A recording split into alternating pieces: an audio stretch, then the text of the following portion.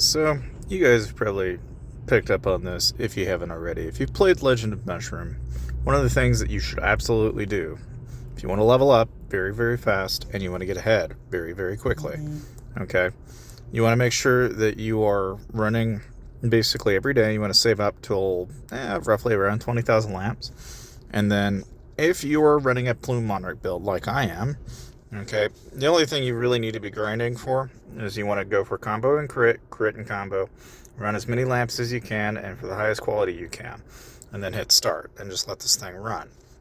Now, as far as like your souls, this is what I'm running for souls, and I strictly, honestly, if you look at what I'm doing stat-wise, bring your crit and combo up as much as you can, bring your crit damage up as much as you can, and then you don't want to skimp out. You basically, on your prayer statue, you're going all combo damage, so you get a really high combo multiplier. And then you also want to bring up your HP, attack, and defense bonus. Basically, always have a little bit more attack, but try to keep your HP and defense about the same. And then I like to add skill damage. So I've got around 700 some odd skill damage. And if you're wondering, well, how did you manage to pull that off? Well, if you go over into a class awakening, you'll notice that I've got 40 some of it in attack, 47 of it in HP, and a little bit into defense. And the idea is to try and keep these balanced, and then I'm bringing up as much as I can my skill damage up and my crit damage. Now, it is an option, okay, that if you wanted to, you could conceivably take the skill damage seal out and put a PAL seal or a basic attack seal. You can always do it a different way, right? But that's what I run. And then for PvP, these are the skills I'm running, and then the, as far as the actual PALs go, this is what I run on PALs. And I mean, it's a fairly decent mix now as far as your actual, as far as empowers. Obviously, you empower as much as you often can. For mounts, I mean, I'm actually using Cheetah Zero as far as the actual ride ability goes. But if you're free to play or you're trying to do something version of that, go with a Pyre Breaker.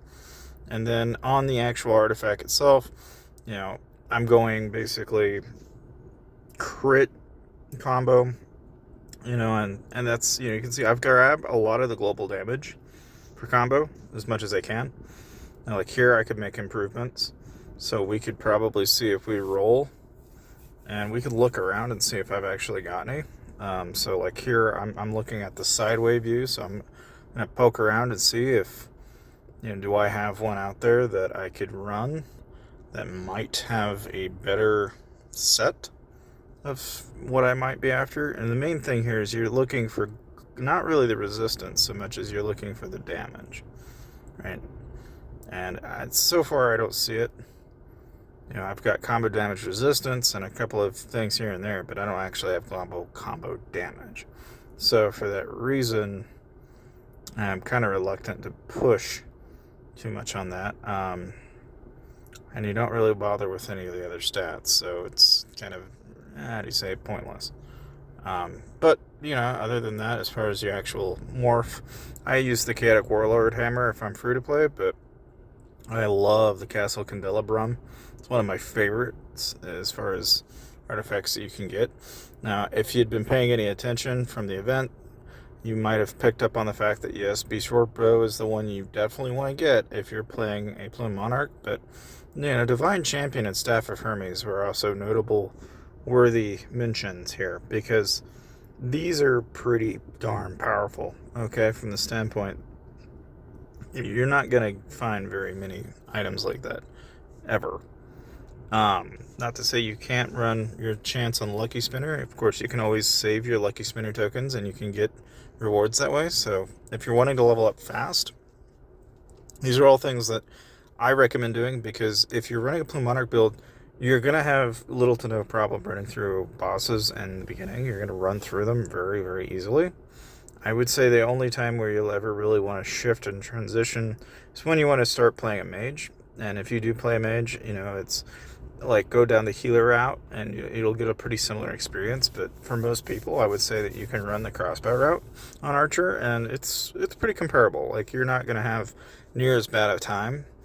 As far as the actual ring goes, that you just want to make sure you're getting hearts from your companion. Other than that, I mean, really, the big time where you see a gigantic leap is where you start doing feathers. And so a lot of people will, if they're wanting to level up very quickly, right, they'll go and do all their tasks every day. So that way they get, the extra lamps, and they'll even get, like in this case, you can see I'm getting some of the extra stuff here. Like all that stuff adds up, but more importantly, they save up for Tech Rush and any other rush for that matter. And they make sure to rank in the rush. And the way you prepare for that is you just check the calendar and just prepare for when the rush is coming up and be able to save all of that ready for the event when it actually comes up. Outside of that, everything else that I've told you, the rest of it kind of leans heavier into whether or not you're spending or not. Now, if you're spending, I've always told people this. You can check in the description down below and you can save with Aptoid and use my code and you get 5% of your money back while you're spending on packs in the game. But obviously, if you're not somebody that wants to go down that path and you don't want to do that, really about all you can do outside of saving in between events and such and basically dumping as much as you can on the rushes, I would say about the only other thing you can do is like Lucky Spinner. You can do the celebration missions and make sure you get your tokens. You don't have to burn your tokens. You can just save them. You can stack and then basically rinse repeat every time it comes up, and eventually you'll get them out for free every once in a while. About the only thing of importance that you got to be doing is your cross rank server matches. You always want to make sure you're doing these, because this is where a vast majority of people are going to find themselves leveling up very, very quickly. Because if you are consistent about it, you shouldn't have any problem ranking. And you'll actually, if anything, you'll actually get ahead. Because a lot of the people that are able to get the rewards over in cross server rank it's going to spill over in a lot of different places. Because what you'll do is you'll go over into the shop then, and you'll grab Awakening Scrolls, Empowerment Gears, Soul Crystals, and then the last item, which is Awakening Crystals. And you can pick up pack coupons if you want to, but I, for one, haven't really been pushing packs all that much. I just push those 3 items. And then consistently by doing that, you'll very easily find yourself progressing in the game a lot faster. And then on the weekend, you'll do cross-server Showdown. And from there, you'll want to basically go out and do the pit bosses. I've had people ask me about this, and I'll show you, but basically, when you are looking, you'll actually see, when you get to the crossover showdown, you'll see these little circles. If you see the little circles, that means the bosses are there, and so when you go to the main map, and you actually tap on it, you can go to the center map, called the Celestial Light, and from there, you can actually kill and hit bosses. And if you're a PvP killing son of a gun like me, you'll have no problem running through those, and you can get a stupid amount of points that way. Like, I regularly don't have any trouble getting points in this at all. Like, getting 100k, 200k, or, getting up into 1100, 1300, that's where they're getting those points from. If you're wondering how, that is how. Now, that said, okay, if you've done all that, then about all the only other thing you can do is obviously make sure you're doing your auto mining every day, getting as much resource acquisition that you can possible, okay, and just making sure that you're doing your mining. You can go in and do your tech park, and obviously you can get some skill points there. You can go into the cooperation and do these tasks there. If you go down to the dormitory, you want to get into a habit of, whenever your captures are out, you want to go out and go capture some new ones. And it's not entirely important on who you capture so much as that you have someone captured. Because when you do that, you're going to gain more loot and therefore more rewards, and that pays out over time.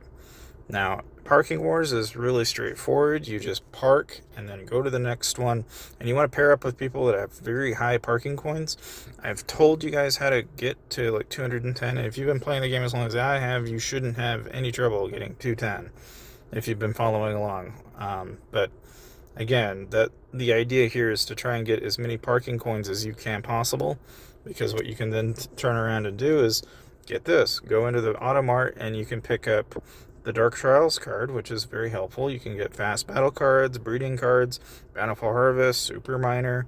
These are all things that will give you more stuff over time, and you will effectively grow faster in the game. So you need to get into the habit of doing that, and then also make sure, every once in a while you'll come across people like this where, okay, they're not paying the fee, right? They come in, so like for example, if I see anybody that it states not help claim, they're not paying the parking spot management fee.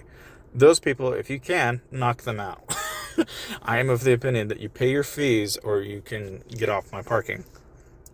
Now, of course, there is one other element of this, which is that you can also jump over into Find Parking Lot, go into Cross Server, and then you can look for other alliances and states, that you're up against, and you can basically go and fight on the Showdown targets. You can also go park on the normal tiles if you aren't getting a reasonable amount in the other areas, and that's another progression that you can then work on. And then from here, basically, you can pick up remodeling guides. So like here, I'll go ahead and pick up these remodeling guides, and then you just go back over into the actual mount itself, go to like the remodel tab here, and then you just go ahead and level it. I mean, that's really about all you need to do. And then you want to consistently try to level all of them as much as you can, so that way you get the most amount of core stats out of these parking. It's not a terribly crazy concept, but that is what effectively it adds up and builds up to your stats. But in any case, that will be pretty much everything you would need to know to level up fast and be relatively strong in Legend of Mushroom.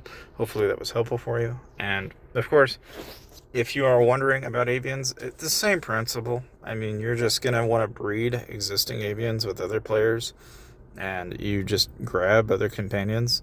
You'll go down here and invite other players and basically go grab stuff.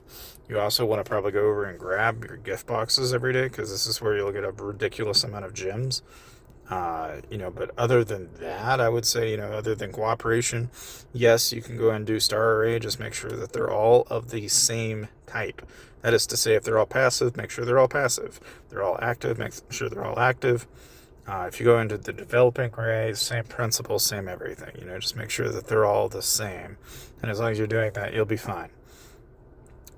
Really about all I would say is the overarching goal in Legend of Mushroom is to really just kind of build up to a point where you're very well off, and of course then you can start doing your events. So like here I can just basically, I've already hit max level, so I can just, basically sweep through these. Now, like, I'm not max level in Molten Ruins, so if I wanted to, I could probably nitpick it, but I know I'm not strong enough to go through it. Same reason why I'm on 29 on, it's just little things that if you can work with a team, you could conceivably get yourself up there in the rankings, and that's all going to add up over time. And then, of course, you want to make sure you're doing Flame Temple. I mean, this is just, to me, just all stuff you want to make sure you're doing. And then, of course, your trials are probably one of the most valuable of all the events that you can do. There's Cloud Ascension Trial, and obviously you can try and do that up to as much of a high enough ranking you can. And then from there, I usually pick up Awakening Scrolls, breeding items and such from here, because this is where a large chunk of that can come from. And then you can also do the Pantheon Trial, and from here you can do that to grab reversal potions and or empowerment gears or awakening scrolls, and what vice versa. Like, that's really about all you would need to know as far as that is concerned. But other than that, I mean, yeah, you can also do like eventually get into this event where you have a ship and you go around and basically knock other people out in your ship. That's all part of the event. I mean, you're just getting loot. I mean, right now there's crazy fishers, so it's, you can go out and grab loot from fish, and you can get built up. And like in the case of Shroomy Terminate, you can work your way up. If you get a friend, you can build up and build up and build up. But more or less, that is pretty much everything you need to know. So thank you guys for watching, and I'll see you guys next time.